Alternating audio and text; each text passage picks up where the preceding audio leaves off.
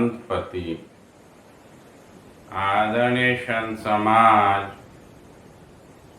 हम लोग आदि गुरु संतपति शिवनारायण स्वामी द्वारा रचित ग्रंथ 12 वाणी के प्रथम वाणी का श्रवण कर रहे हैं। इसमें हम लोगों ने 9 सज को श्रवण कर लिया। आते हैं 10वें सज की ओर। 10वें सज में है, देखत आप चलहु घर आपना, करि करि करम विसारी हो। अपना पंथ अपना देशा, चलहु हाँक परचारी हो। ये पहला दोहा है। स्वामी जी कहते हैं जीवों को कि देखत आपू चलहु घर अपना। देखत आपू का अर्थात अपने को देखकर, अर्थात आत्मा का दर्शन कर, अपना आत्मा से साक्षात्कार कर, तब करी करी कर्म विसारी हो। कहते हैं जब आत्म साक्षात्कार होगा तब हम अपने घर चले जाएंगे, पहुंच जाएंगे या अपना घर पहुंचेंगे। और करी करी कर्म विसारी हो, ये कब संभव होगा कि जब कर्म को हम मिटा देंगे, समाप्त कर देंगे, कर्म को खत्म कर देंगे, तब फिर हम अपने निज देश को जा सकेंगे। अपना पंथ अपना देशा, अपना जो रास्ता है, पंथ है, तो अपना पंथ कैसा है? तो इसके लिए शरीर के अंदर जो तरीका है सदगुरु देते हैं, सूरत सब योग की साधना, उसको करके हम लोग अपने देश को जा सकते हैं, अनाम पद पर पहुंच सकते हैं, या यूं कहें कि संत लोग जा सकते हैं। इस शरीर में रहते जिसने अनाम पद को प्राप्त कर लिया, सहस्रार के को पा लिया, इस शरीर से जब ये आत्मा को निकालेंगे, वह व्यक्ति संत लोक में जाकर निवास करेंगे। और फिर ऐसे नहीं करें चलहु हाँक परचारी हो, और अपने भी करें। और कहते हैं कि दुखी जीवों को भी बताकर चलें कि ऐसा करने से हम संत लोग जा सकते हैं। तो अपना कल्याण भी करें और साथ ही साथ अन्य जीवों का भी कल्याण करें।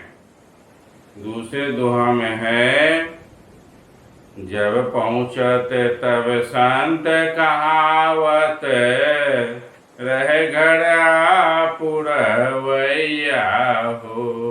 बड़ा सुंदर। नाही आवत नाही जात, चलत नाही, सब कर मन ही विचारी हो। यहाँ स्वामी जी संत देश का थोड़ा वर्णन किए हैं।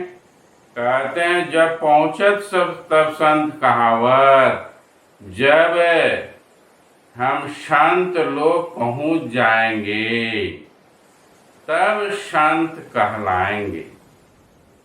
हमारे समाज में लोग दीक्षा लेते हैं और अपने को संत कहते हैं। और स्वामी जी संत का बड़ा सुंदर परिभाषा दिए कि जब वह संत लोग पहुंच जाएंगे, अर्थात संत लोग पहुंचने का काम करेंगे, या यूं कहा जाए कि अनाम पद को प्राप्त कर लेंगे, तब वह संत कहलाने लायक होंगे, संत कहलाएंगे। उससे पहले जो कोशिश कर रहे हैं, साधना कर रहे हैं, वे साधक हैं, संत अभी बने नहीं।